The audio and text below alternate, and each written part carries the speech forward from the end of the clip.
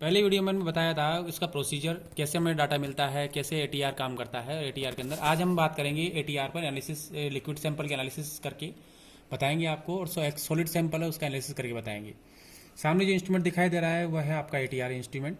ATR में एक thermal source होता है, साथ साथ में एक सैंपलर होता है। सैंपलर के ऊपर एक एज ए प्लेट होती है, इसके अंदर क्रिस्टल लगा होता है। क्रिस्टल जो कि एक डायमंड का हो सकता है और साथ साथ में सिलीनियम मटेरियल का बना होता है। जो रेडिएशन आती है वो क्रिस्टल पे गिरती है। क्रिस्टल के ऊपर अपना अपना जो सैंपल होता है एज ए लिक्विड भी हो सकता है और सॉलिड भी हो सकता है, वो रखा होता है, और प्रोब की हेल्प से उसे एक लेयर का रूप में, थिन लेयर के रूप में हम दे देते हैं।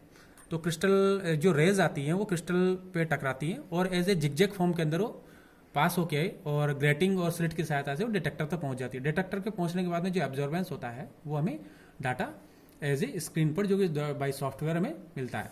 वो कैसे मिलता है और हम एनालिसिस कैसे करते हैं, कैसे सैंपल बनाते हैं और कैसे हमें डाटा मिलेगा, वो आज हमें प्रैक्टिकली रूप से हम आपको करके बताएंगे। सबसे पहले मान लो हमारे पास एक सैंपल है, that is the sample as a crystal form में है।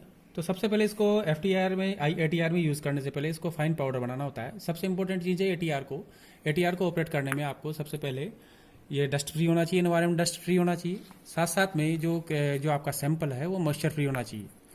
Moisture is the most important. Moisture free होना बहुत आवश्यक है। अगर मॉइस्चर है आपके तो ड्रायर में रखिए और उसको मॉइस्चर फ्री करने की कोशिश करें। बहुत माइक्रोन मतलब बहुत मिलीग्राम सैंपल 1 mg या 2 mg सैंपल की रिक्वायरमेंट होती है। तो सबसे पहले हम सैंपल, थोड़ा सा सैंपल लेते हैं। ये एक मोर्टार पेस्टल है। मोर्टार पेस्टल में थोड़ा सा सैंपल डालते हैं। डालने के बाद में इसको एक फाइन पाउडर में चेंज करते हैं। एज ए क्रश किया जाता है। इसको क्रश करने के बाद में ये हमारा एक फाइन पाउडर के रूप में हो गया। ये देखिए, ये आपको फाइन पाउडर करना है सबसे पहले। उसके बाद में हम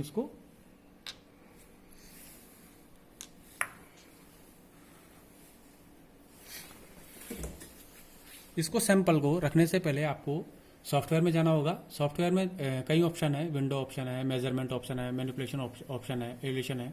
सबसे पहले आपको जाना है मेजर में जाके आपको मेजरमेंट पैरामीटर में जाना है। पैरामीटर में जाके आपको सैंपल डिस्क्रिप्शन करना है, लिखना है। सैंपल डिस्क्रिप्शन सपोज हमें DDD एक सैंपल है, उसको लिख दिया आपने। एडवांस में जाना है, फिर उसके बाद में एडवांस में आपको पास दिया हुआ है, मतलब कहाँ आपका डाटा सेव होगा। तो हमारा एक D ड्राइव के अंदर एक फाइल है 8AAA। आप चाहे तो कहाँ जहाँ पर फीड करना है आपको वहाँ कर सकते हैं। और फाइल का नाम दिया है हमने FTIR। रेजोल्यूशन 4 का रखना है। सैंपल स्कैन टाइम 24 टाइम्स का मीन्स होता है कि 24 टाइम वो स्कैन करने के बाद में एवरेज रिजल्ट आपको देगा।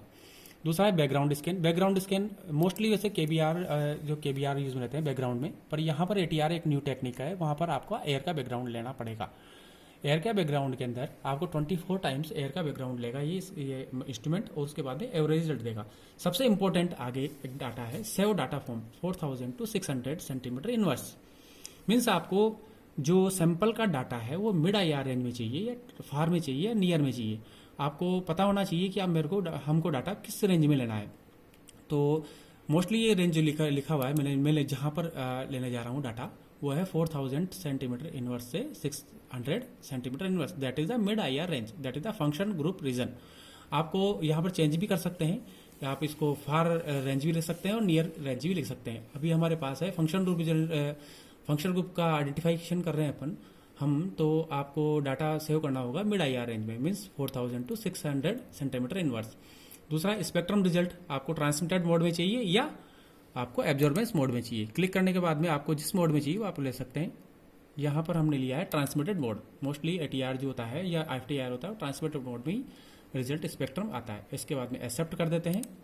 एक्सेप्ट करने के बाद में वापस आपको मेजरमेंट में जाना होता है और मेजर के अंदर आपको स्टार्ट बैकग्राउंड और स्टार्ट सैंपल दो ऑप्शन आते हैं। आपको स्टार्ट बैकग्राउंड करना होता है, क्योंकि FTR करने पर कोई भी इंस्ट्रूमेंट ऑपरेट करने से पहले एक ब्लैंक लगाया जाता है। तो इनसे यहाँ बैकग्राउंड स्कैन मीन्स आपका ब्लैंक मीन्स FTR जो पुराने इंस्ट्रूमेंट थे उसमें KBR का डिस्क बनाना पड़ता था और साथ साथ में उसका बैकग्राउंड स्कैन करना पड़ता था उसको, और उसके बाद में दूसरा सैंपल उसमें मिक्स करके फिर आपको डाटा मिलता था।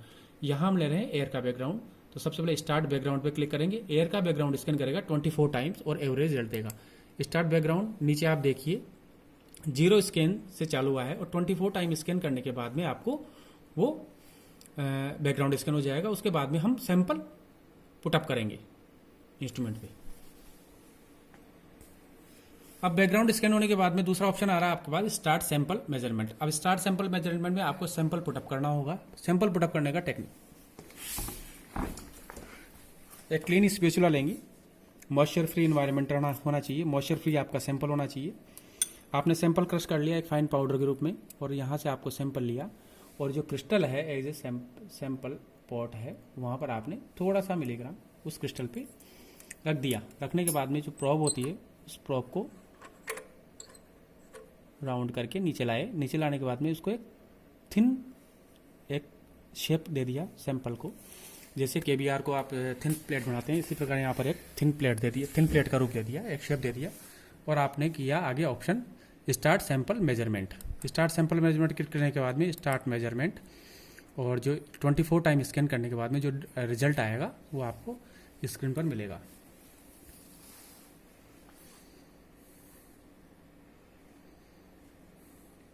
अब नीचे स्कैन हो रहा है, 10 टाइम्स स्कैन हो गया, 11 टाइम स्कैन हो गया, 12 time, 13 time, 14 time, 15 time, 16 time, 17 times, 18 times, 19 times.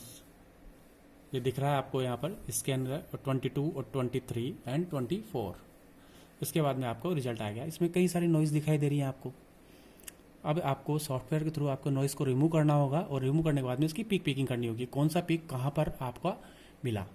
For example इसमें सबसे पहले आप जाते हैं मैनिपुलेशन के अंदर, मैनिपुलेशन स्मूथ ऑप्शन आता है, स्मूथ ऑप्शन पर क्लिक करेंगे और 24 टाइम स्मूथ ये आपको करेगा। स्मूथ पे क्लिक करने के बाद में आपको डाटा ऐसा मिलेगा। अब आपको कौन सा पीक कहाँ किस एब्जॉर्बेंस पर किस वेवलेंथ पे आ रहा है वो कैसे पता करेंगे। एवोल्यूशन मैनिपुलेशन में जाएंगे, एवोल्यूशन में जाएंगे और एवोल्यूशन जाने के बाद में पीक पिकिंग करेंगे। पीक पिकिंग के बाद में कर्सर आता है, कर्सर को राइट क्लिक करके ऊपर लेके जाएंगे। कौन सा पीक आपको पिक करना है वहाँ तक इसको लेके जाना है। सपोज आपको यहाँ ये पीक अगर आपको क्लिक करना है, ये इस पीक को आइडेंटिफाई करना है तो आपको यहाँ तक लाना है। आपका वेवलेंथ आएगा 3740।